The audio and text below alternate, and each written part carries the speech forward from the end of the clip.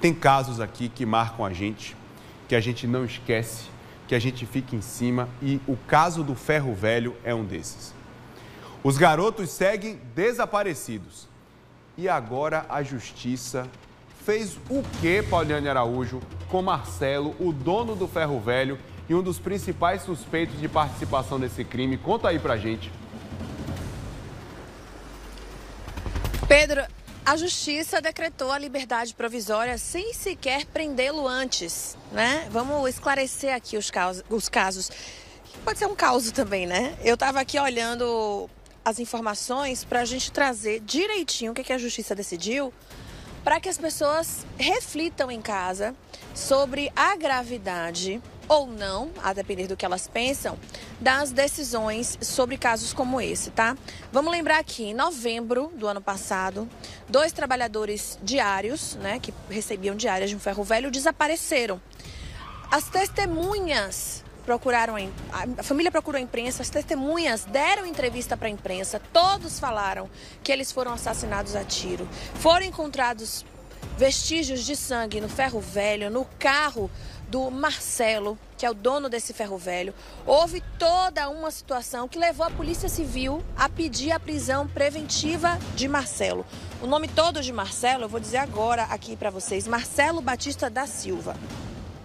Ele já tinha acusações, tem processos de outros homicídios correndo na justiça.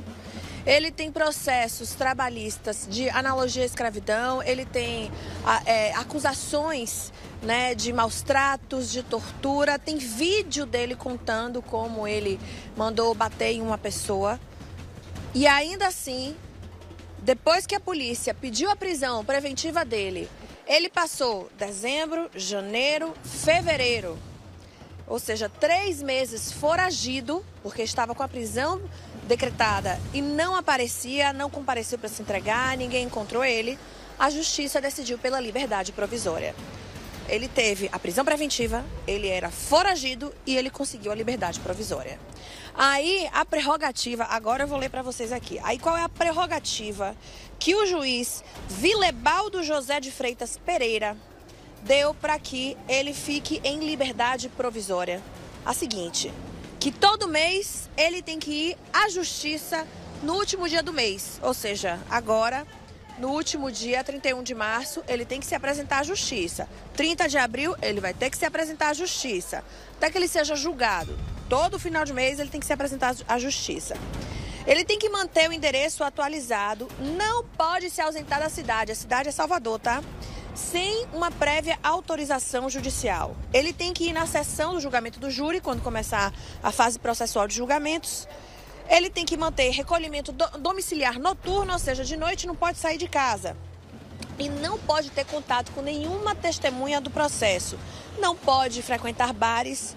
E ele tem que ter uma tornozeleira eletrônica, um monitoramento eletrônico que basicamente é feito hoje com tornozeleira eletrônica. Vamos aos questionamentos.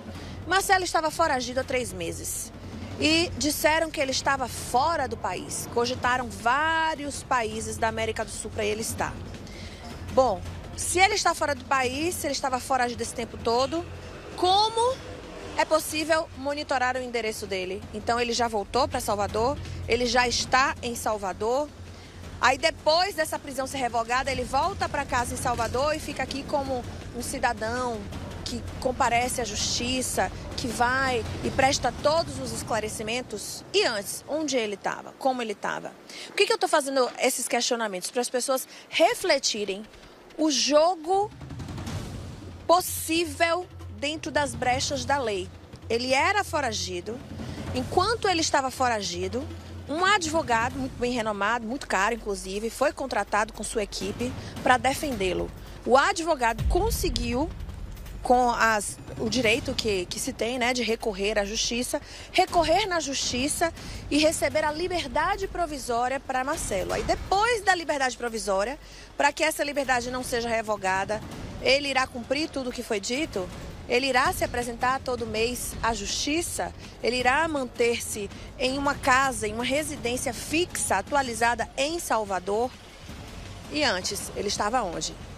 fica a reflexão e fica o pensamento. Enquanto isso, só para poder te entregar, corrigindo informação, a polícia já considera Matusalém e Daniel como mortos.